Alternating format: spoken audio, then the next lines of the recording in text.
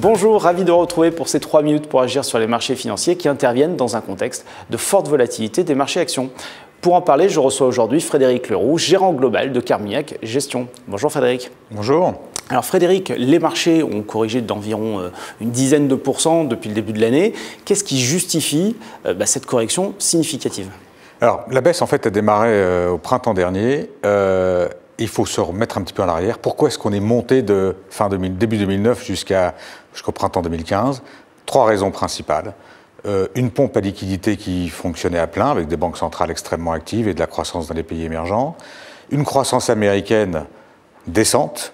Et surtout une Fed ultra présente dès l'instant où l'économie montrait des signes de ralentissement. Ces 3 facteurs, liquidité, croissance américaine et présence de la Fed, sont en train de se retirer progressivement. Alors Frédéric, on comprend au travers vos propos que finalement ce mouvement paraît justifié selon vous. Justifié et vraisemblablement durable.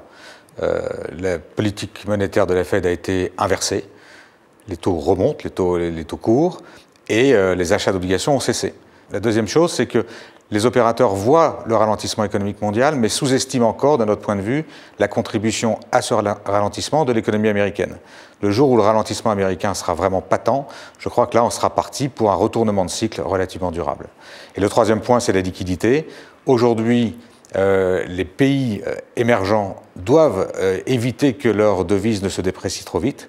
Ce faisant, elles vendent des dollars. Vendant des dollars, elles vendent des obligations américaines et empêchent donc les taux américains obligataires de baisser autant qu'ils le devraient, notamment lorsqu'on aura le ralentissement d'une façon assez patente. Donc la pompe à liquidité s'est retournée.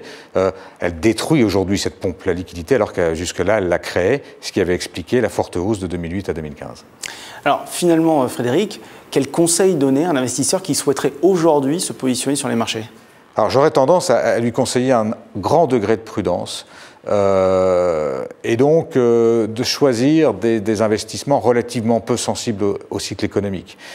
Autrement dit, on peut investir sur des supports actions dès l'instant où ces supports se permettent la gestion de l'exposition d'une façon dynamique et quelquefois drastique.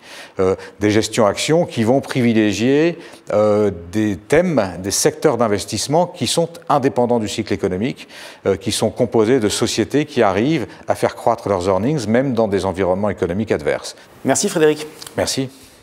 Prudence et flexibilité, c'est ce qu'il fallait retenir de ces 3 minutes pour agir sur les marchés financiers. Merci de votre attention et à très bientôt pour un nouveau rendez-vous.